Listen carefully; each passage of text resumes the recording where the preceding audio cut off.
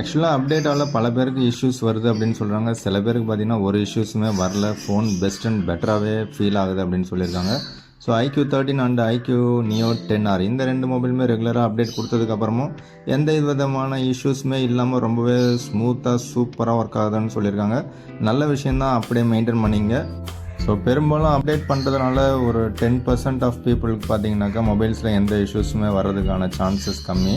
So 90% peoples பார்த்தீங்கன்னா maybe issues ஏதாவது புதுசாக வரலாம். ஸோ பக்ஸ் ஏதாவது புதுசாக ஃபிக்ஸ் பண்ணலாம். ஸோ எனக்கு கிடைச்ச இஷ்யூஸை பற்றி தான் நான் பேச முடியும். உங்களுக்கு இஷ்யூஸ் வரலன்னா பி ஹாப்பி. ஸோ பிரச்சனைகள் வராத வரைக்கும் ரொம்பவே சந்தோஷம். பிரச்சனைகள் வந்துச்சு அப்படின்னா அதுக்கு நீங்கள் செய்ய வேண்டியது அப்டேட் பண்ணுறதை அவாய்ட் பண்ணுங்கள். எதனால் அப்படின்னு பார்த்தீங்கன்னா அவுட் ஆஃப் த பாக்ஸ் ஒரு மொபைல் மேக் பண்ணுறாங்கன்னா அந்த சாஃப்ட்வேருக்கு தகுந்த மாதிரி தான் ஆப்டிமைசேஷன் கொடுத்துருப்பாங்க. ஸோ அந்த ஆப்டிமைசேஷனுக்கு தகுந்த மாதிரி தான் கேமரா நல்லாயிருக்கும், பேட்டரி நல்லாயிருக்கும், உங்களுக்கு யூசர் எக்ஸ்பீரியன்ஸும் ஸ்மூத்தாகவே இருக்கும். அது ஒரு சில அப்டேட்டில் இன்னும் கொஞ்சம் பெட்டர் ஆகிறதுக்கான சான்சஸும் இருக்குது. பட் பல பேருக்கு அது டீக்ரேட் பண்ணுறதுக்கான வாய்ப்புகளும் இருக்குது.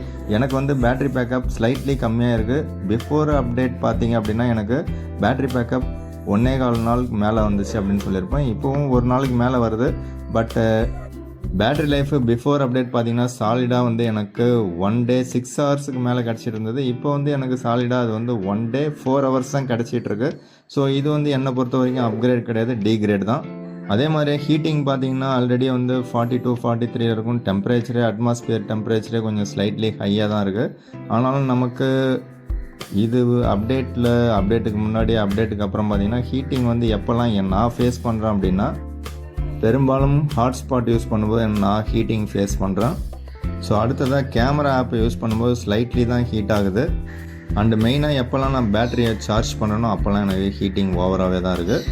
பட் இப்போ மே மந்த்துக்கான செக்யூரிட்டி அப்டேட்டுக்கு அப்புறம் ஸ்லைட்லி கொஞ்சம் பெட்டராக இருக்கிற மாதிரி ஒரு ஃபீல் இருக்குது. பட் ரொம்ப ஓவர் ஹீட்டாக இருக்கும்போது நான் சார்ஜ் போட்டேன்னா எனக்கு சார்ஜ் ஏற மாட்டேது. 30% விட அதிகமாக சார்ஜ் ஏறதுக்கு பயங்கரமாக திணறுது.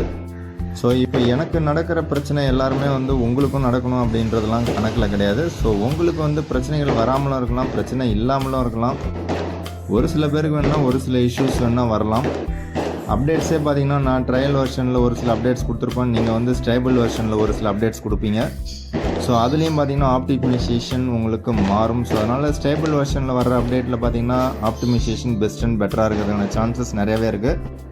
ஃபுல் வீடியோ லிங்க்கு கீழே கொடுக்குறேன். ப்ளே பட்டனை ப்ரெஸ் பண்ணி செக் பண்ணிவிட்டு கமெண்ட்ஸில் சொல்லுங்கள்.